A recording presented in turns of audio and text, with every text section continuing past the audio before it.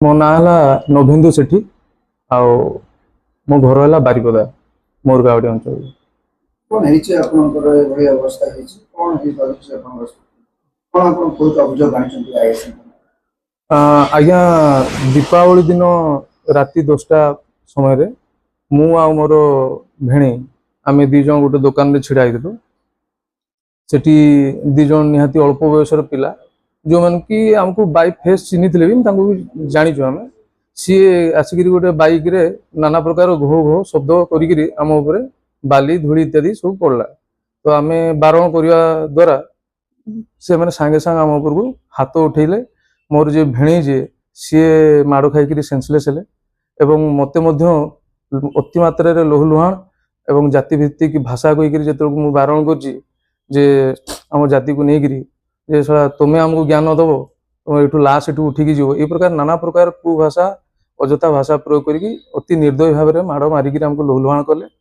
एवं सेठू आम जो बाइक धरिकी कष्ट मष्टे रास्ता उपर उठिकी आसवाई चेष्टा कलु आमको सेमती खेदे खेदे सी गोटे मुरगावाड़ी गोटे ढाबा पाखा पर्यटन आसिले। आम से भितर मोर साहाय्य एवं हॉस्पिटल को आमको नहीं कहीं हम तो दी जनकर ड्रेस पटा भिजी जाइए से मुंड टल टल लगुता बाइक चलवा परिस्थिति आम नथिलु। फोन कली मोर आत्मीय स्वजन को फोन कली से मैंने 2-3 जन आसिक साहाय्य करने आसिले। सेठी सहित टे कजिया होकर से ढाबा वाला सहित जार पुतरा ये सब जिन इनवल्व थे सी इनवल्व थे सेठू पुणी आउ थे गंडगोल होकर सेठी मोर आत्मीय मैंने टे माड़गोल होगी।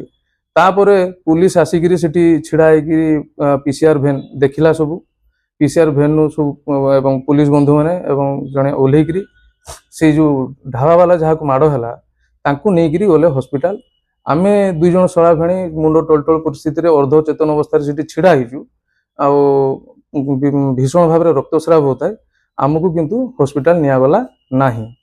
तो जथा जहाँ भी हो तापर दिन सकाଳେ आम 2 जन जाक हॉस्पिटल पहुँचलु। हॉस्पिटल आमको एडमिशन करने बाध्य करते कि दिन 1:50 बेलू आम स्व इच्छा सेठू आसिक कहीं आम तो परिवार वर्ग को आम ठीक से जन नु से विषय जानी भी नथिले जनईक सपोर्ट नहीं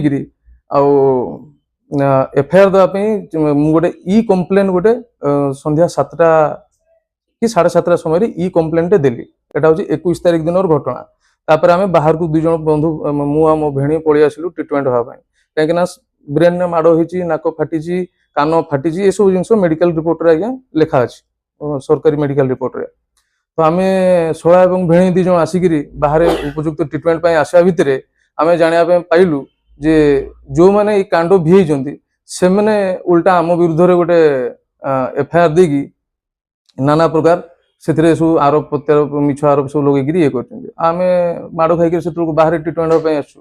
तो इमिडिएटली 22 तारिख दिन मो स्त्री और मो भौणी माने आम 2 जन शला भेणी माड़ खाई तेणुकर मो स्त्री और मोर भौणी 2 जन जाक भोजपुर थाना जाकि ऑफिसर मान को देखा करी गुहारी करी गोटे एफआईआर टे लिखिकी आसवाई चेष्टा कले।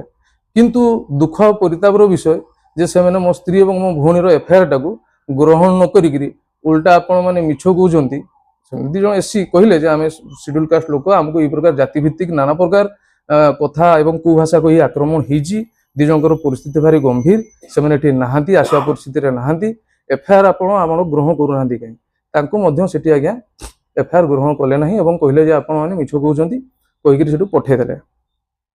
तो मोर कह कथा आम तो 2 जन उपयुक्त चिकित्सा ये आसीचु आ मोर सरकार बहुत विश्वास रही पुलिस प्रशासन उपर बहुत विश्वास और अनुरोध जे आमर अनुरोध टाक स्वीकार करा जाऊ आमर एफआईआर टा रेजिस्टर करा जाऊ आउर आईन जमती बाटर जावा कथा जी दोषी जी उपयुक्त दोषी ता हिसाब से आईन ता बाटर जाऊ सीटा आमर आशा।